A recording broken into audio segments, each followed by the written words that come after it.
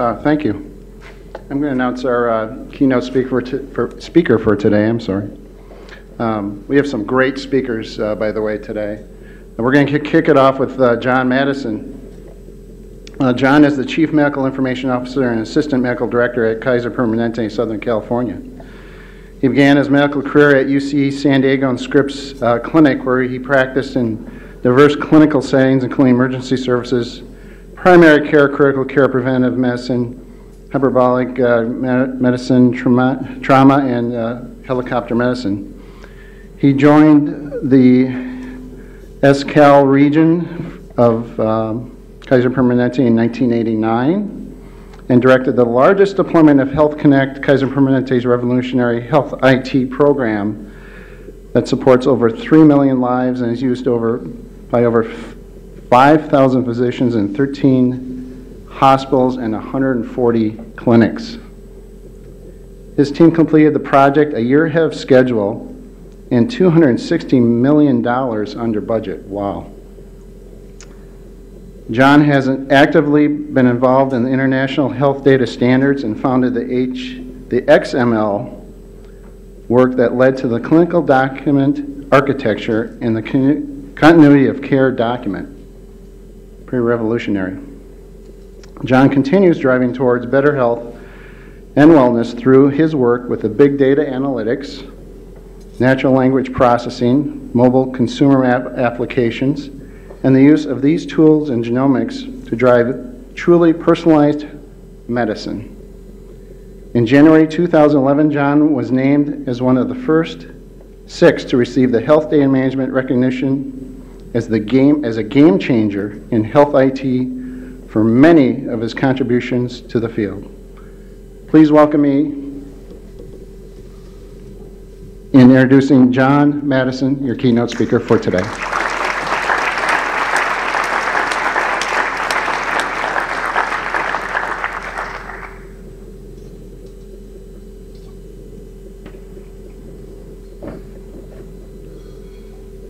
Good morning, and thank you for that very kind introduction. While I'm trading off laptops here, I've never had a more appropriate description than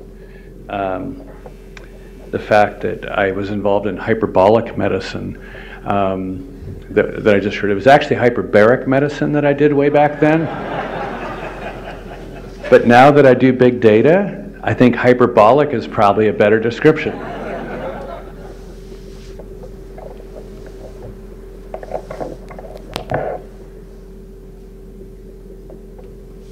So, let's see if we can get this all lined up here. There we go. So it's great to see so many old friends and friendly faces. In the next 60 minutes, what I'm going to try and do is cover a whole lot of territory. There is so much happening in our field. The 2 most disruptive fields right now are education and healthcare, and it is technology that is driving those disruptions. And so the intersection of technology and healthcare is, for people who love change and love doing things differently, I think this is the place to be. So I'm going to go through some stuff very quickly. I have an hour, and I'm hoping that I will leave enough time for some Q&A. Let me go ahead and get started quickly here. First, a couple of, this is the audience participation phase. So show of hands, how many people have ever worn a pedometer Fitbit? Okay, I'd say 80%. How many of you have one on you today? Wow, maybe 30%. Okay. How many have read Connected by Christakis and Fowler? Show of hands. Wow. Okay, if you haven't, it's a great book on the impact of social on health. How many have read Drive by Daniel Pink? It's a must read in terms of understanding what motivates people and why we're all here today. Persuasive Technologies by B.J. Fogg.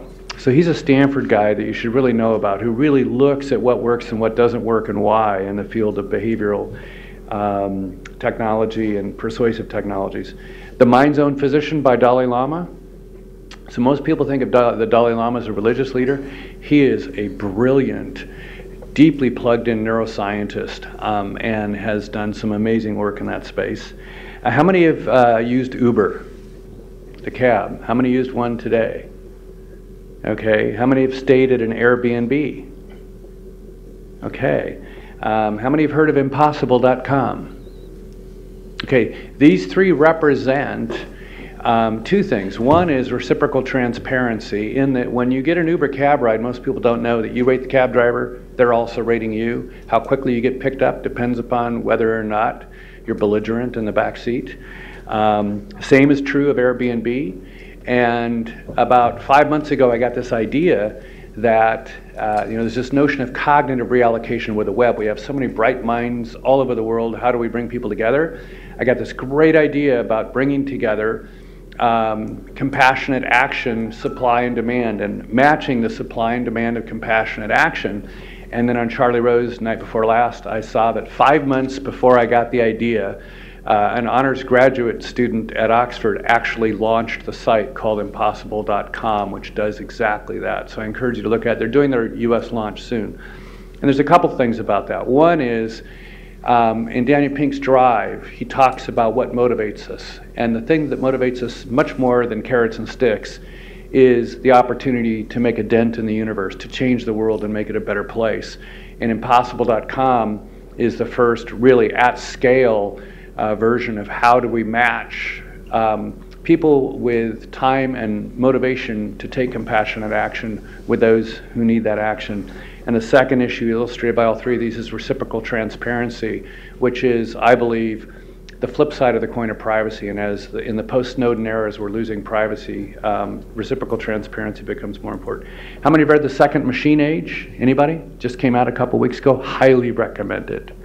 How many have seen the HBO series Weight of the Nation? Okay. It talks about the social determinants of health and everything we do in hospitals and clinics and healthcare, and all the money we spend on that has a relatively minuscule influence compared to where people live, work, play, and learn.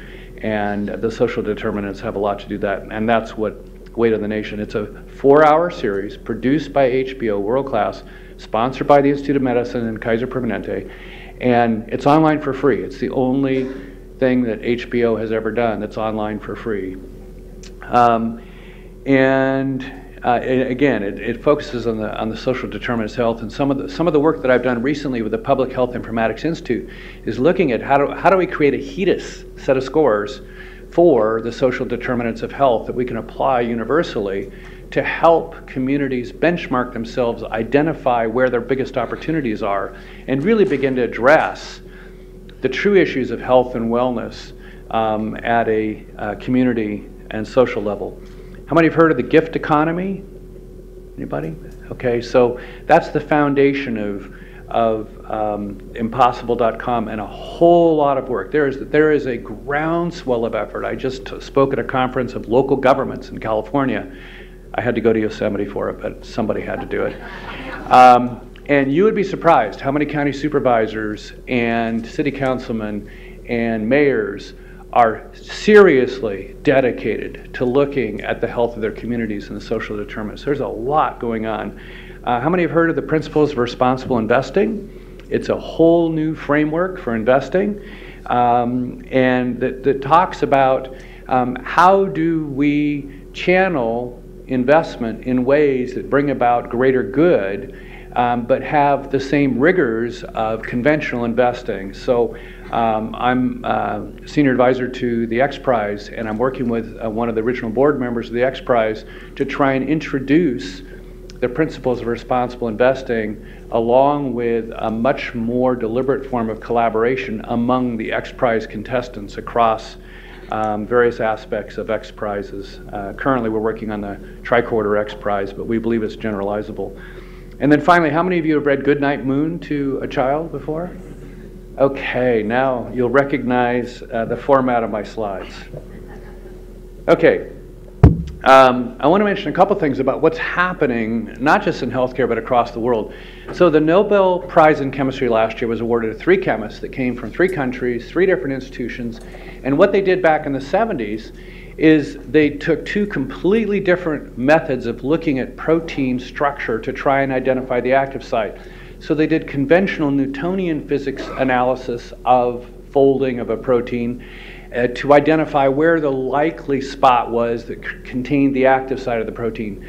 Then another group was applying quantum physics to look at how the active site actually worked. When these groups came together and began to tackle the same problem with two entirely different physical approaches, what I see as being critical to the future of healthcare and health informatics is broad and deep collaboration across different disciplines.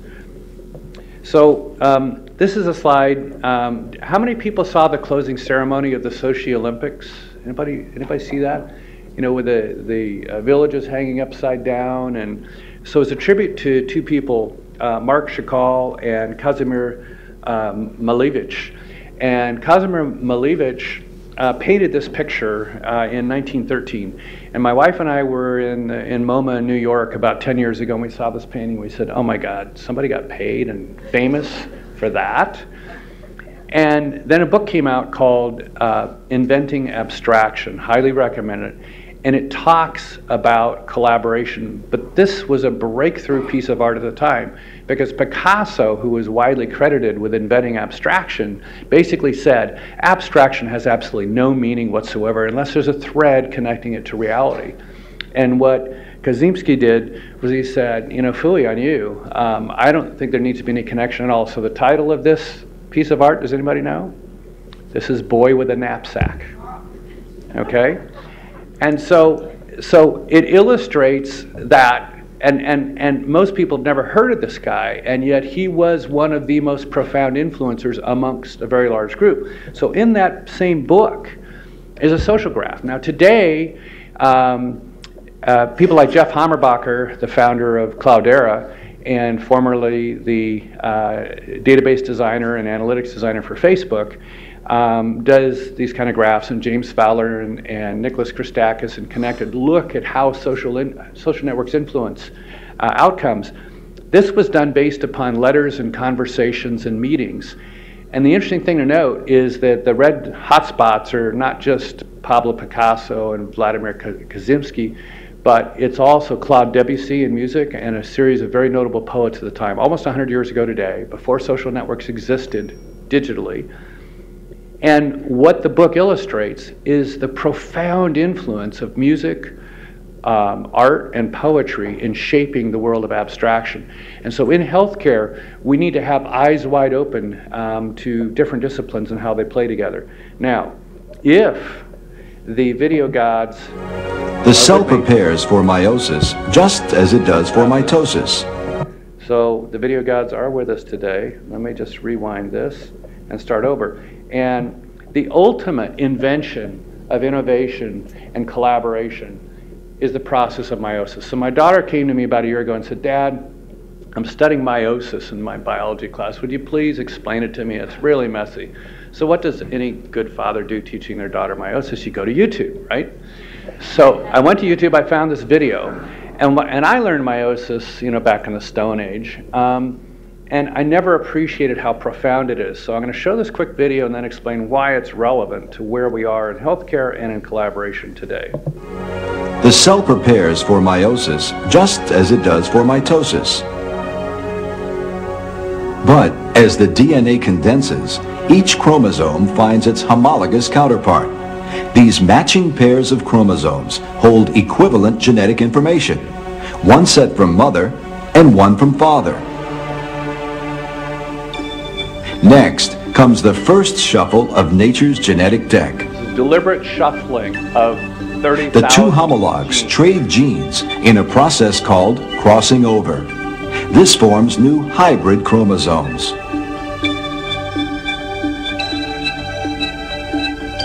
The spindles then place maternal and paternal chromosomes randomly on each side of midline.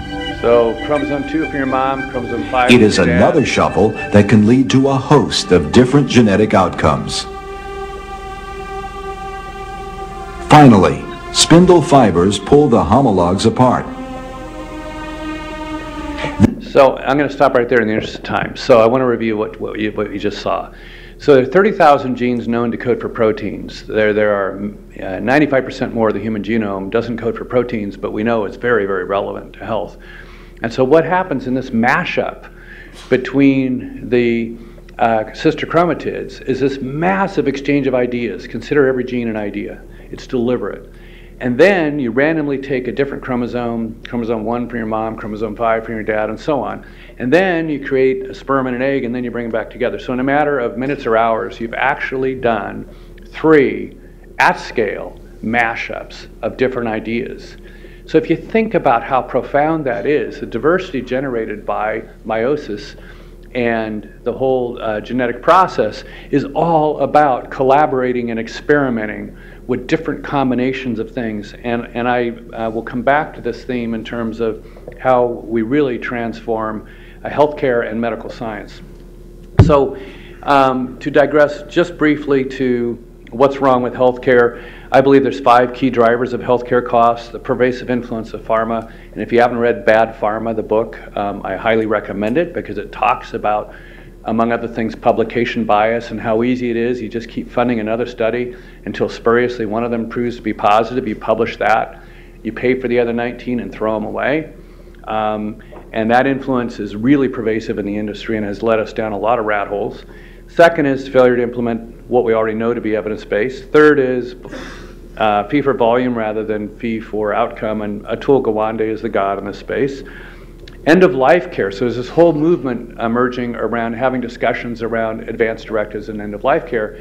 And there's one man in a medium-sized town in Wisconsin who has transformed on his own willpower and charismatic leadership. He has the entire 94% of all eligible people with an advance directive on file, so that they can actually get what they wanted when they're unable to speak for themselves. The cost of end-of-life care is ridiculous. And then finally, disorders of lifestyle, obesity, and diabetes. And most people recognize the huge impact of diabetes. But what's not widely recognized is that the common comorbidities of cancer, dementia, stroke, heart disease are all intimately related to overeating and obesity, and in some indirect ways to diabetes. So these are profound influence. Every form of dementia, Alzheimer's included, much higher prevalence if you're overweight. So how is personalized medicine going to really change things? And I think it's really important to focus on the behavioral aspects of the micro decisions we make every day, and this is what B.J. Fogg at Stanford talks about a lot.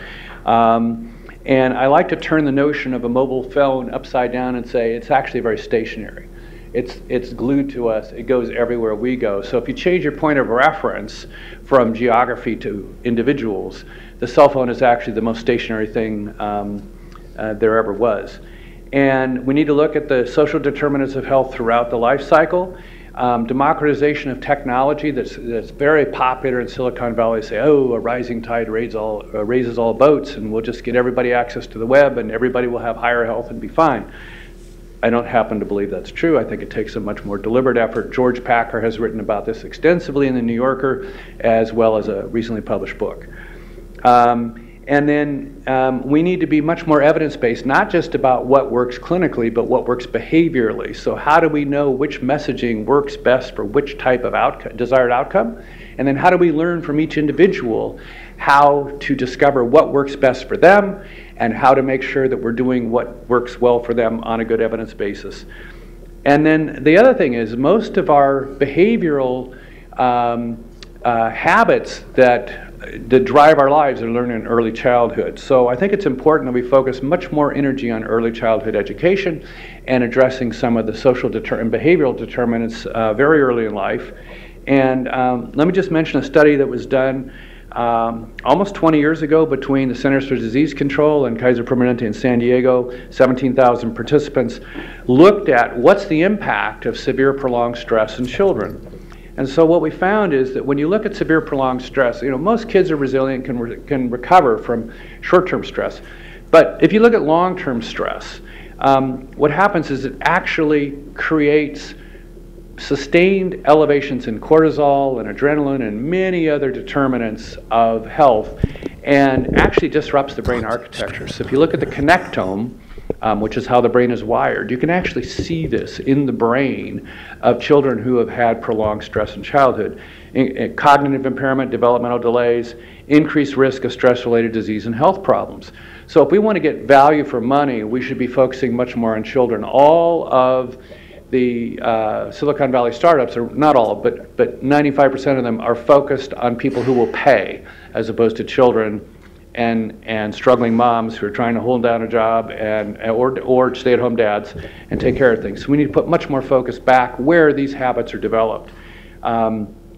And really consider the consequences. If you look at our prison system, and if you look at who's there today, most of them are people who had prolonged stress in early childhood, never had a chance. And so if you look at the cost of the prison system, you look at the cost of health of unhealthy habits for those who don't end up in prison, more focus on early childhood education and support for parents and early parenting is critical. So again, I'm going to count on the gods of video and see what happens here.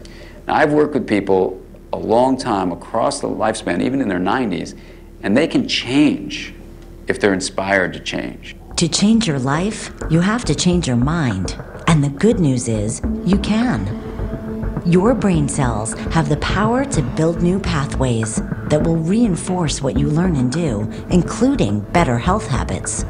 This power is called neuroplasticity. Neuroplasticity is the way the brain changes its structure in response to experience. Experience always means energy and information is flowing through the nervous system. So whenever you think experience, you have to think of neural firing.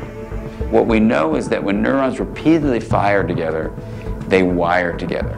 Brain cells, or neurons, pass impulses through branching arms called dendrites to other neurons. They can grow and form new, more efficient pathways. When you make a decision repeatedly, your brain forms a shortcut, helping the habit become nearly automatic. So you do something continuously, whatever it is, a certain habit of reflection, a certain habit of thinking or feeling or doing, that will rewire your nervous system, and then you'll have a new habit. It's called long-term hetero and homosynaptic potentiation of neurons. I mean, that's the neural correlate of creating a habit, a new habit. You can't get rid of a habit unless you create a new habit. What this all means is, healthy choices lead to more healthy choices. So the reason I showed that video is to say that even though I believe we need to put much more focus on early childhood development, it's not too late to focus on rewiring our brains towards healthier habits from the habits that we have. It's just much more difficult, it's much more costly, but it is doable. So one of the things merging is the quantified self movement, and actually this Thursday is the first all-day invitational quantified self movement at UC San Diego, held by all of the real pioneers who have been working on quantified self for years.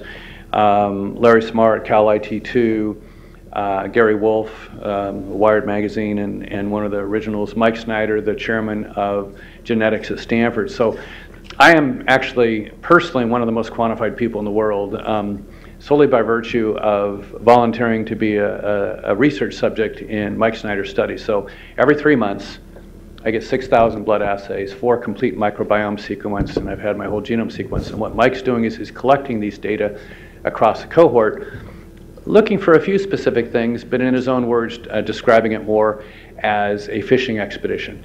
And what we expect to find from looking at proteomics and metabolomics and lipidomics and genomics and microbiomics is all kinds of things previously unrecognized. And we already know that there's almost 100 diseases where there's an absolutely specific pattern of the microbiome, which is the ecosystem of bacteria in our gut, which we can study today. We couldn't do this 5 years ago. But now with the lower cost of sequencing, we can tell you exactly how many thousands of species and subspecies are in your gut and how they're affecting your health. Over 100 diseases where there's a fingerprint based upon what's in your gut. And we now have the first formal treatment, many to come, and there's an entire group at Stanford that is looking at microbiomic therapeutics, and there's something called poop pills, which are basically purified positive microbiota that appear to have very positive effect, and is the most effective treatment that exists for Clostridium difficile diarrhea, which is a common consequence and a serious consequence of our excessive use of antibiotics. So there's a whole lot of things going on. I'm not going to speak to all of these, but one of the things that I want to say is that there is, in my view, despite the era, the post-Snowden era we live in, the reason that I am a study subject in Mike Snyder's study and letting him have everything about my information is that across the world, there are entire databases looking at tens of thousands of EKGs in Sweden. There are tens of thousands of genomes in multiple different locations, and I just came back from a 3-day trip to London looking at how to communicate across the genomics consortiums of the world and how to create the semantics and interoperability so that one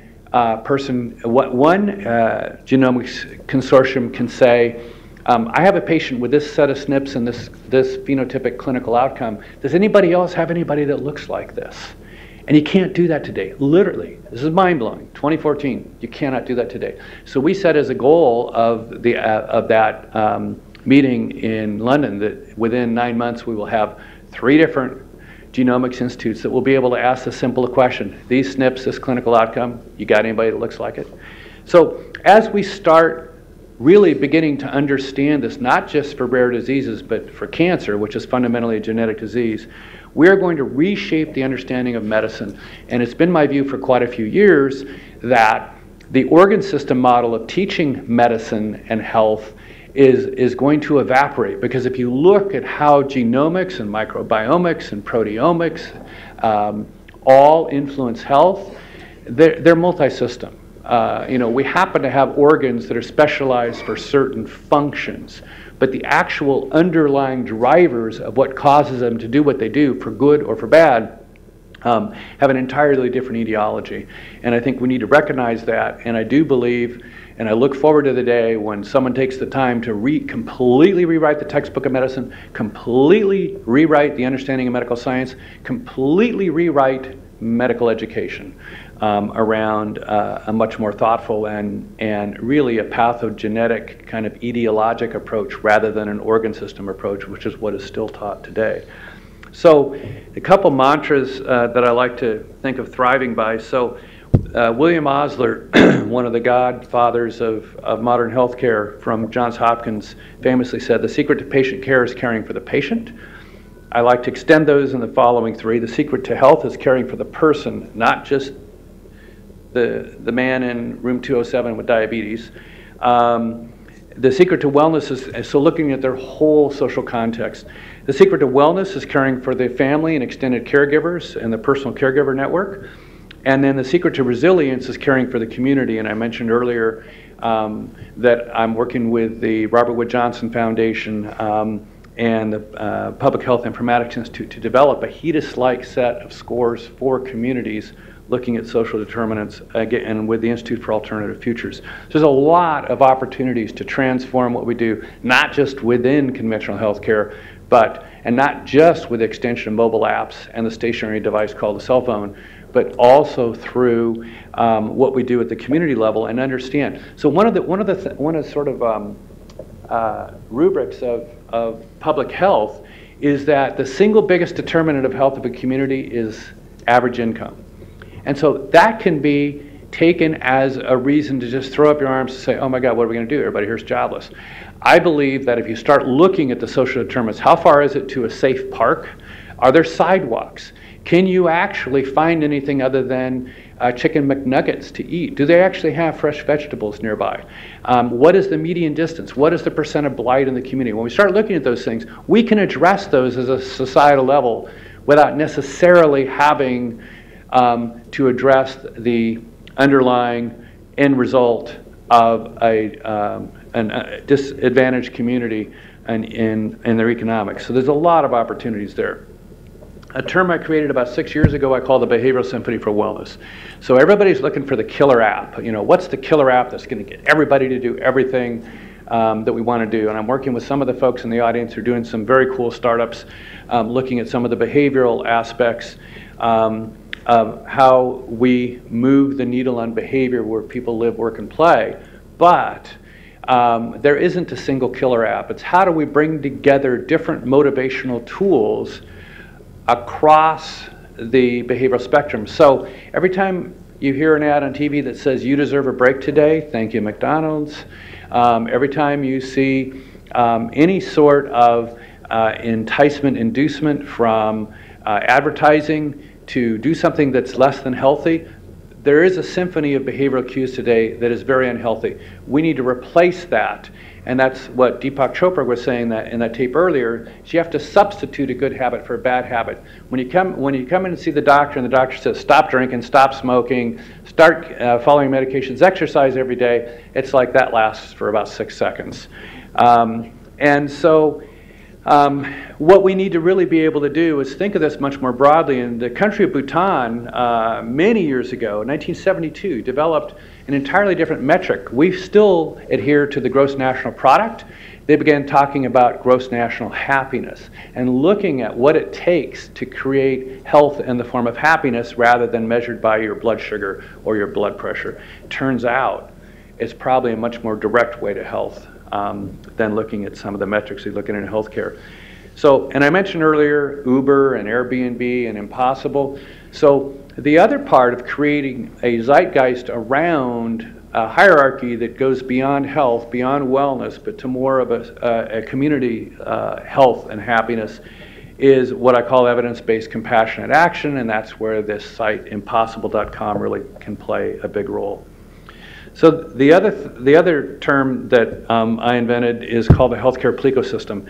And what I refer to, and the reason I say I invented them is because I realize no one else has heard of these before. But the plecosystem is what I refer to as a multi-platform ecosystem. And so there are quite a few things that are conspiring together to change the world. And the book, The Second Machine Age, really talks about this in great detail with a different taxonomy, but at the same point. So the internet and the cloud provide pervasive access, smartphone, which is stationary, and then associated with that with Skype and more secure mechanisms. We have video dial tones, so instead of calling or texting or emailing, we have the option of video connection from anywhere to anywhere in the world today and integrating that with how we communicate. The socialome, which is the digital exhaust coming out of Facebook, Twitter, LinkedIn, wherever, Tumblr. How do we harvest that for health and wellness? And James Fowler, who's the and Nick Christakis, who wrote the book Connected, highly recommend you read it. We're doing a project with them looking at how do we look for specific biomarkers, validate them, and then when we see a local outbreak of influenza, how do we broadcast out, not just to our members at Kaiser Permanente, but to the community associated with that social network saying, hey, you're being exposed in your social network to the extent that you have a physical network associated with your digital network to influenza, and if you haven't already had your vaccine, you should get one soon. So that's just one example. We're doing this with appropriate permissioning from patients, a very laborious, tedious process involving all the usual appropriate constraints of research.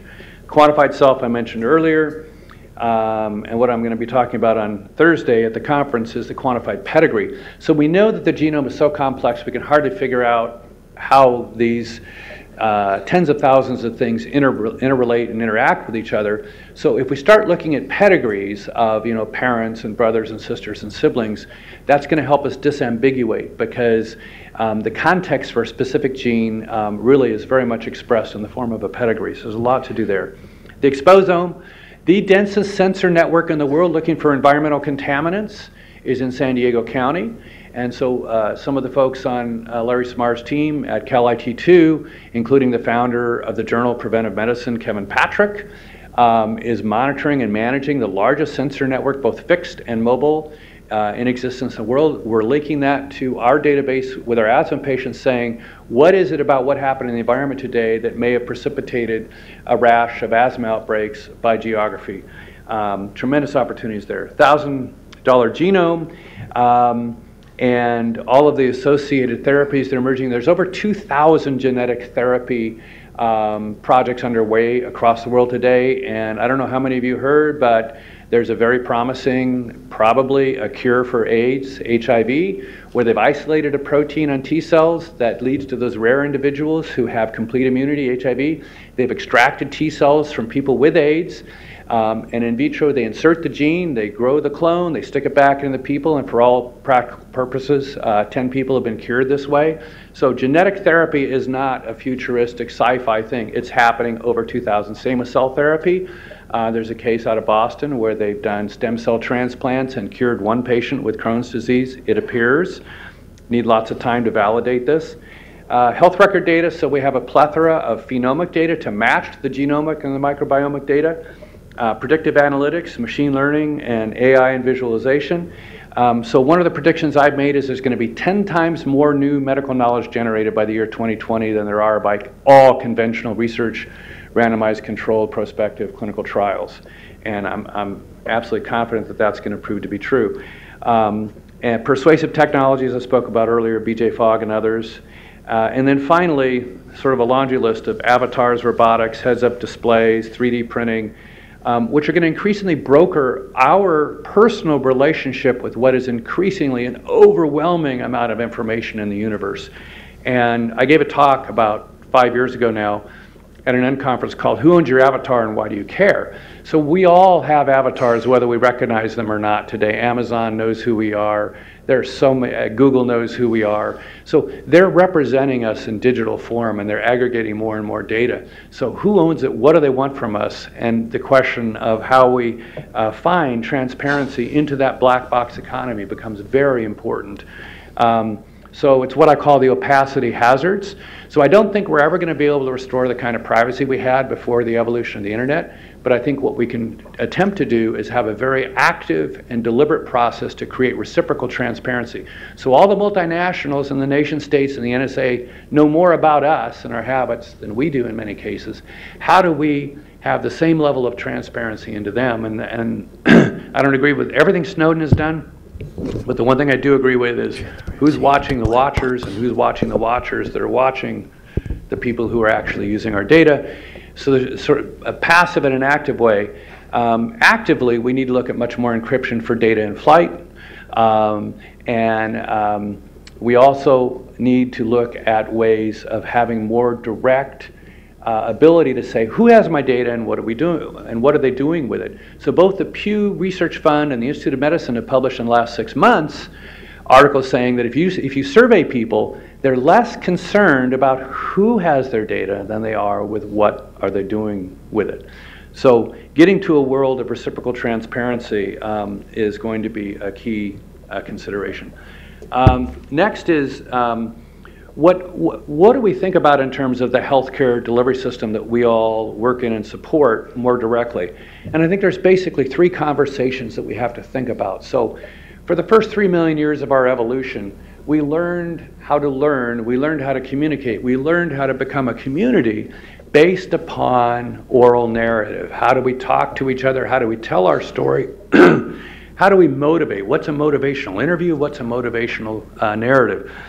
And so I think that rather than having rows and columns and graphs of all the information and dashboards on health records, we need to have visualization tools. And I'm working with one of Larry Smarr's other geniuses who was one of the original founders of virtual reality, Tom DeFonte, to think about how do we visualize the convergence of all these data sets into accessible visual tools to support these 3 conversations. The patient with a professional care team, the patient with a personal care team, and the patient with a person that houses the patient persona, and move from a patient-centric view of the world, not to a consumer-centric view of the world, which is the popular thing to say now, but to a person-centric view of the world, where we actually look at the whole context of the individual. So the primary sort for how we can array these is value-based, then with a drill down to whatever data is relevant to supporting those conversations. That sounds very abstract. What is this guy talking about? What I'm talking about is, and the case, this is really fun because I've been using an illustration for years, and that is a woman comes in, 40 years old, new diagnosis of diabetes and hypertension. The doc says, well, we got 3 different options. And how's a patient going to select from among those options about what we can do? Well, the values-based primary sort, what I mean by that is, how much effort are you willing to put seriously, into your diet and your exercise? Do you want to shoot for the stars and go for the maximum benefit? And how much risk are you willing to take in terms of adverse side effects? So the example I use to simplify this is, this mom's daughter's getting married in 6 months. So her response is going to be, give me something that's the lowest risk, acceptable level of benefit, and I'm really busy. I don't have time to change my whole lifestyle right now. But 3 weeks after my daughter's married and things are settled down, I want to go for maximum benefit. I want to shift options entirely. So if we can use visualization tools to convey very complex options in terms of those simple value sets, I think we can support much better conversations. And then for people who want to drill down into deep levels of data, we can have drill down into whatever level of data is supportive both of what is the medical science behind the roll up to those value options, and what is the data about that individual, and what is the intersection of the data between the individual and the science that led to those in forms of options. So I'm going to shift quickly to big data. I told you I was going to talk fast, so I hope I'm not overdoing it here. But so what is big data? There's like a million different definitions of big data. And the reason I work with Larry Smart and Cal IT2 is because prior to being one of the world's authorities on the quantified self and microbiomics, he formed the team that helped invent virtual reality. And before that, he built the first supercomputing center in the world, and before that he was an astrophysicist in Stephen Hawking's lab. So he has a few credentials that bring him to the point of being able to manage terabytes and exabytes of data. And so there's a lot of hype about big data, but in many cases it just becomes a shield for misunderstanding the difference between what we've done conventionally and where we're going. The 3 V's, so-called, about volume, variety, and velocity, very much characterize the challenge of what we're seeing across all verticals, not just healthcare. Is it a different approach to analytics because there's new analytic tools emerging that operate at scale? Or is it a fundamental shift in semantic modeling? It's my conviction that it's a fundamental shift in semantic modeling. So all of us have grown up with ICD and CPT and all these coding structures and all these ontologies.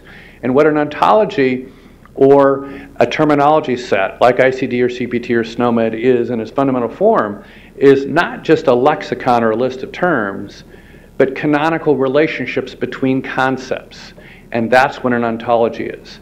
And so when you start thinking about, well, how is length of stay related to bed days, and you instrument that into the ontology that you're using in the reporting structure, you lock yourself in. And that's why there are terminology battles, is because the virtue of the canonical relationships between individual data points is all in the eye of the beholder. What are the design principles? What are the use cases? What are the objectives? So where we are today, quite frankly, with yesterday, the delay in ICD-10, is that we're pretending that a system that originally was designed to describe dead people and compare them internationally, that's what ICD emerged from, and then became a billing and risk adjustment mechanism, and now is masquerading as a way to document clinical information.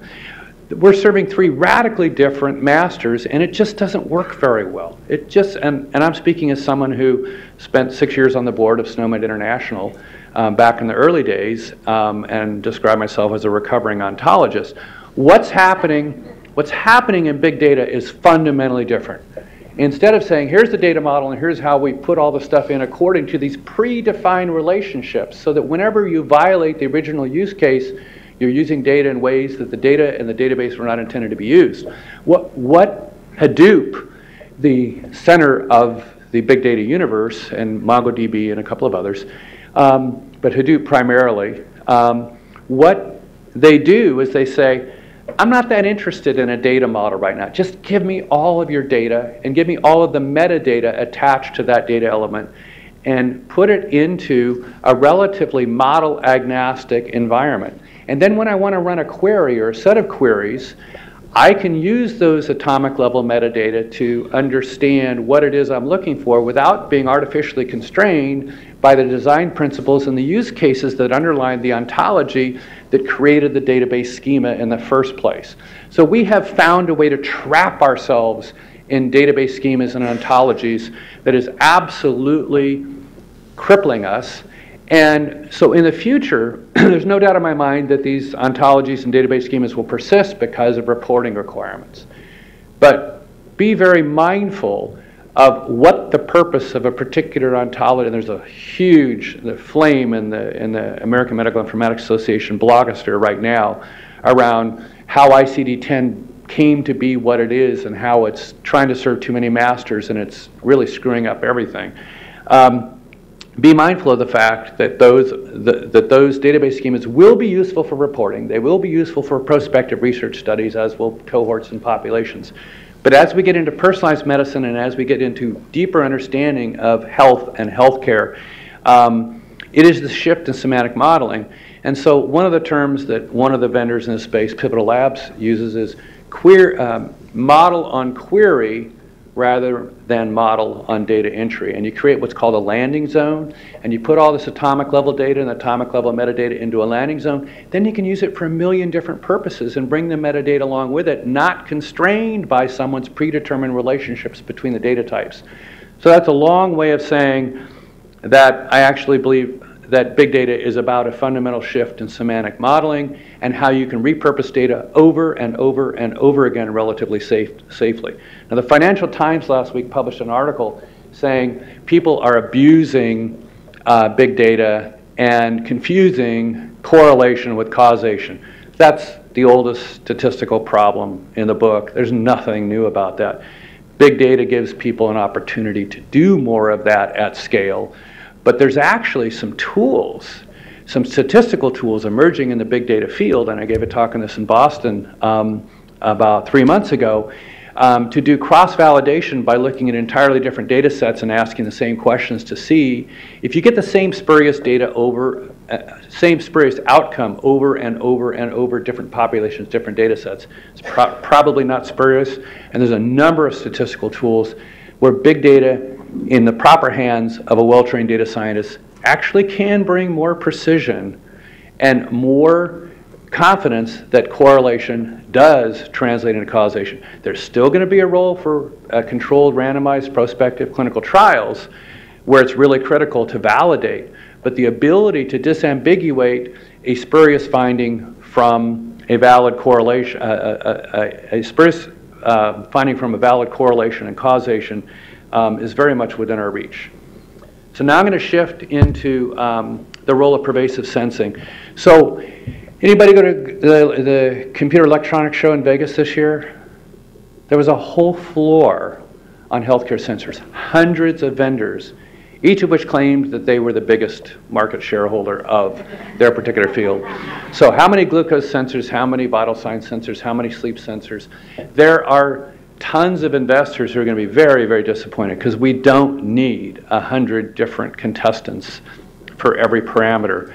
And as an advisor to the X Prize and the Tricorder, which is from Star Trek, where you non-invasively diagnose and detect, what I can tell you is there are some amazingly cool technologies emerging. I mean, like amazingly cool use of old physics in new miniaturized forms to really be able to tell a whole lot about you non-invasively. And so these pervasive sensors are going to have a role, but I break it down into 3 different categories.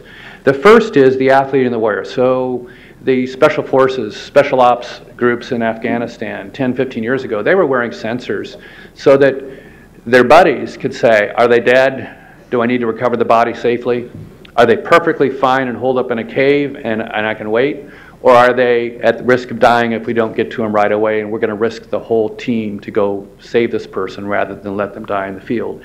Same is true for athletes. At the CES show in Las Vegas, there were many sensors in the football helmets and for athletes. I think in 5 years, high school athletes will be heavily monitored, both for performance tuning as well as for assessing impact of impact and preventing post-concussive injuries.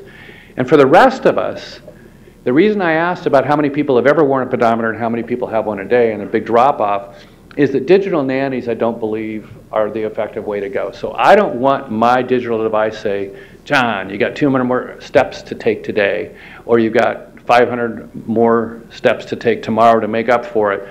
What I want it to do is to help me create mindfulness through three mechanisms. Initiating my paying attention, motivating me to do what I need to do, and then calibrating over time.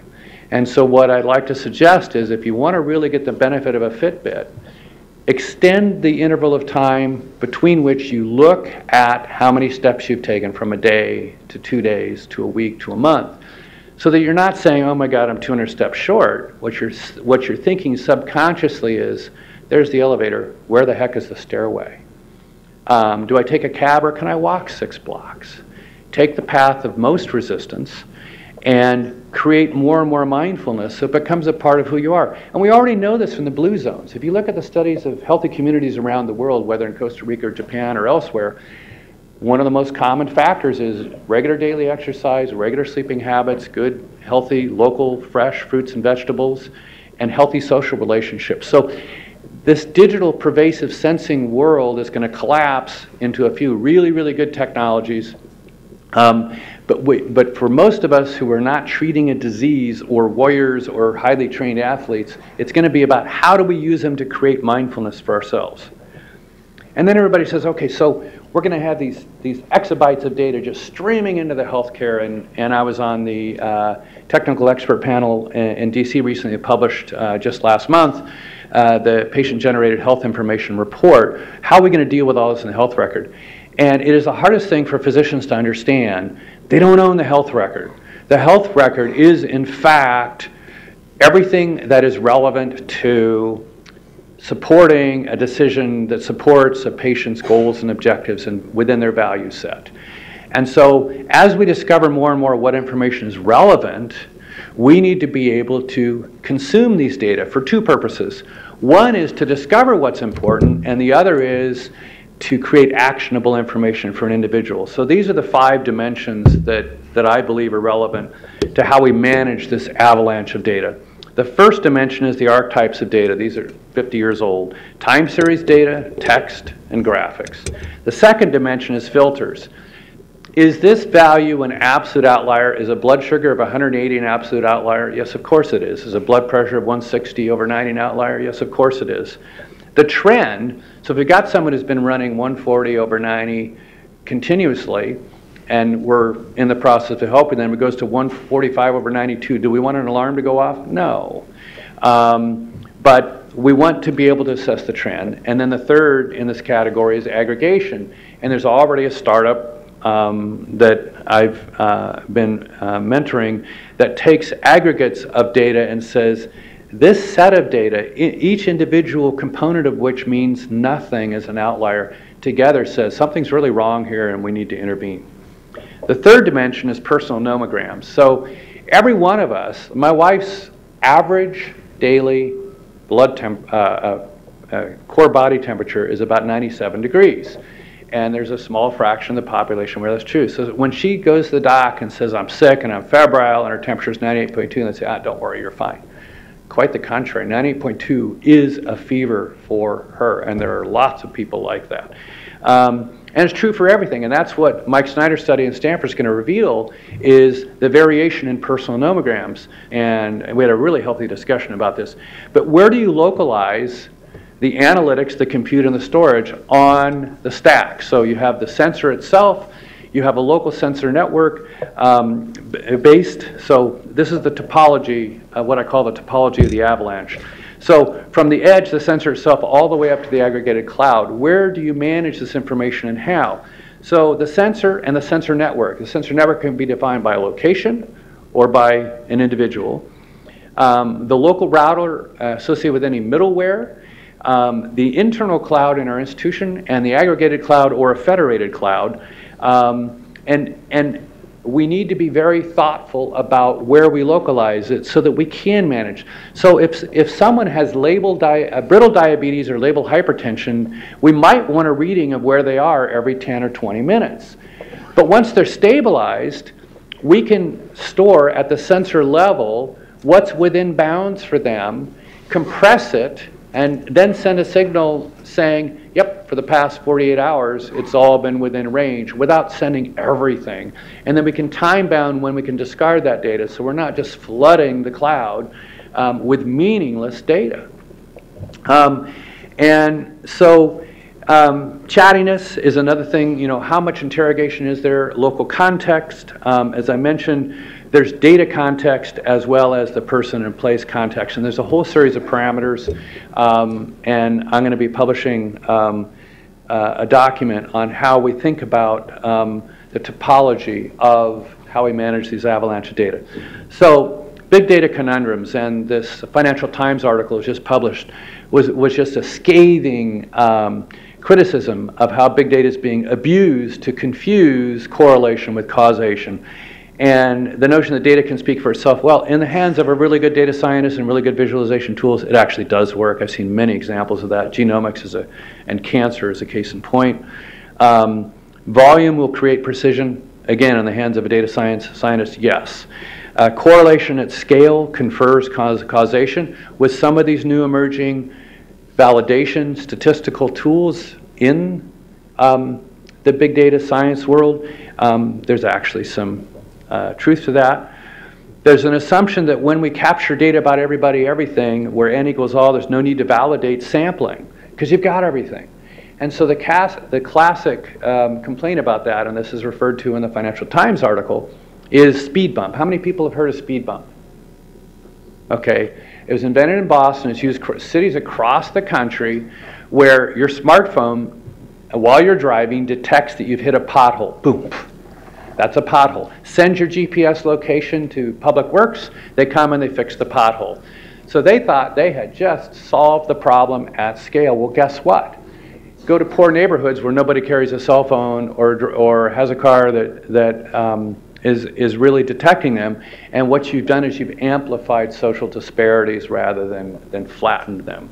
So that's another conundrum. So Clay Shirky at NYU has talked about the collapse of inconvenience. So the reason I ask the question, who owns your avatar and why do you care, has a lot to do with the collapse of inconvenience, because these avatars that we all subscribe to are really, really helpful. So we are feeding the beast with data sort of involuntarily, sometimes voluntarily. How many people have read a 30-page disclosure of privacy policy on any one of this? Right? Not me. And so there's this notion of rational ignorance. And what's happening is the boundaries between, and this is an economics term, rational ignorance describes, you know what, for this decision, I don't have to read 30 pages because I'm okay with it. We're getting a very, very blurry line about where to consciously think about rational ignorance and where not to. So, hence, who owns your avatar and why do you care? And the notion of reciprocal transparency and the offense and the defense that I talked about earlier for imposing that. So finally, where's this all leading us, and what is the future of human evolution? So I have a couple of slides. This first one is Homo metricus, using pervasive sensing. So here's your warrior athlete who's just so finely tuned, we know everything and how to push the performance as far as we can safely. The next one looks more like many of us, and I call it Homo geekus. And so that's why in the back of the room I have my back roll that I use like 5 times a day to realign my back. And if you don't have one and you have any back issues, they're amazing, because I used to look like that guy, and I'm back about 2 levels so far. I'm still trying to get to the middle guy. The next one I call Homo fast fooderus. And this is, thank you, McDonald's and fast food. You deserve a break today. Don't go eat that crap, sorry. Okay, and then this is kind of a view of the transformation and the interdependence of technology and human evolution. So here's how flat and thick have reversed order. And then finally, what I believe is the goal of everything that we're doing, and I mentioned this earlier in terms of the role of sensors, and that is, how do we get from digital nannies to mindfulness. How do we really create an opportunity for us to do the right thing subconsciously in how we eat, how we exercise, how we look for healthy social relationships? How many of you how many of you ever watch Oprah? Just show of hands, proudly, please. Okay, all right, higher, all right. So, starting 2 weeks ago, on Soul Sunday, she's doing a chapter at a time of Eckhart Tolle's book, A New World. And I see a lot of nodding heads. And what he characterizes brilliantly is how ego really is at the root of all evil. And so mindfulness is not only about our health, but it's about our egos. And in order to really function in our society, ego is sort of a necessary evil, but not really. And so I'm a disciple of his, but I'm not very good at it yet. I'm working on it. I strongly recommend that you think of that in everything you do. As part of mindfulness is how do you recognize when ego is getting in your way, and how do you recognize how to overcome it. This is the slide hanging in Health and Human Services in Washington.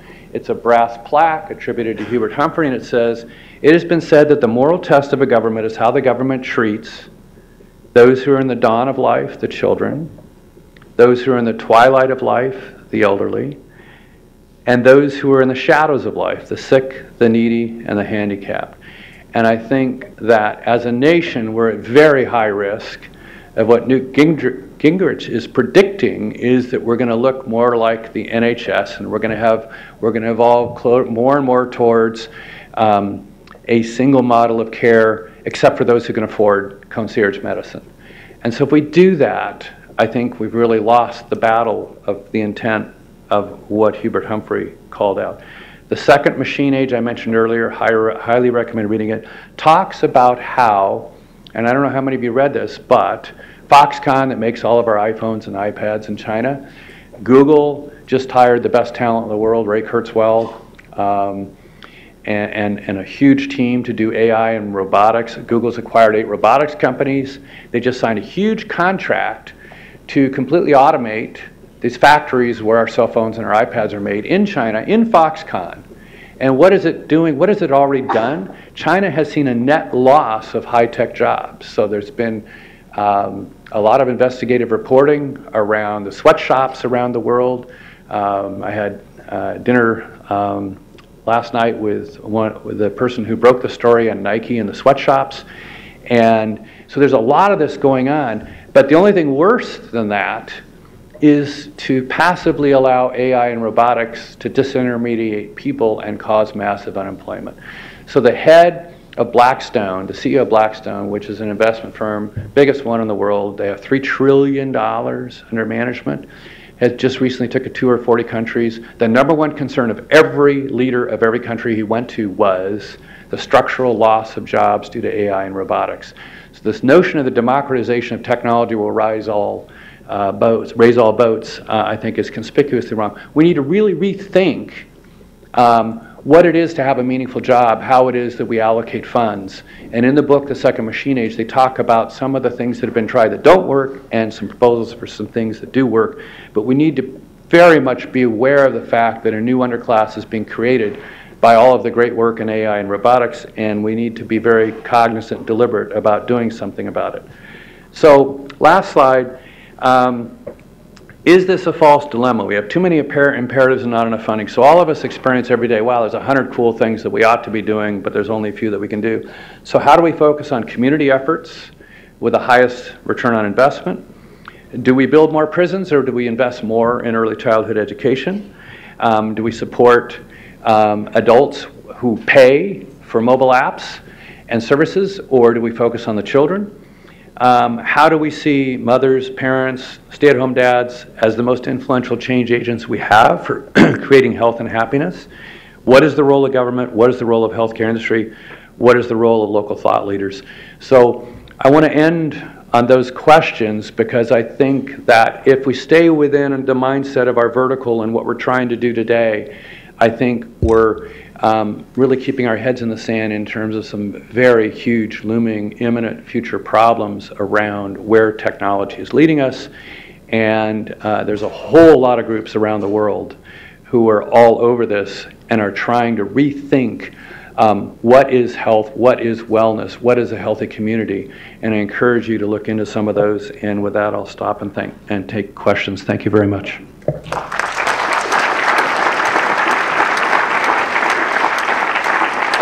Okay, ladies and gentlemen, we're going to work 3 microphones, one on that side. I'll be in the middle, and I guess Joanne will take the middle. And we'd like you to introduce yourself and then ask a question and let there be an answer and then pass the mic back so we can get as many questions asked as possible. One in the middle. John, thanks. Great talk. Right here. Oh, hi. Question, okay, you talked about big data and making the localization of the kind of analytics so you don't have to kind of make all that, figure all that out, when you're collecting the data, right? Right. Make it atomic. So how do we deal with the data quality issue, the veracity of the data? Because we know that the data coming in from different sources has all different standards, et cetera. How do we deal with that? Great question.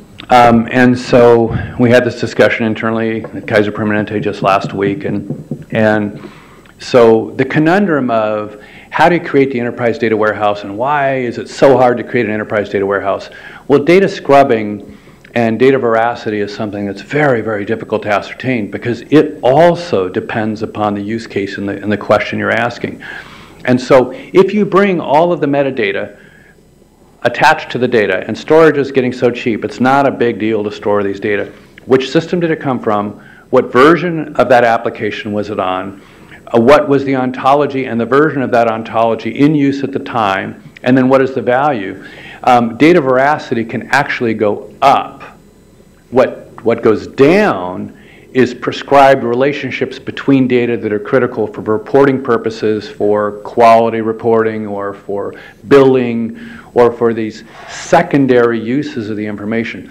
So one of the things, to answer your question, and I didn't talk about this, but one of the PCAST report published in 2010, I think, the Presidential Commission for Advice in Science and Technology recommended this atomic level data approach.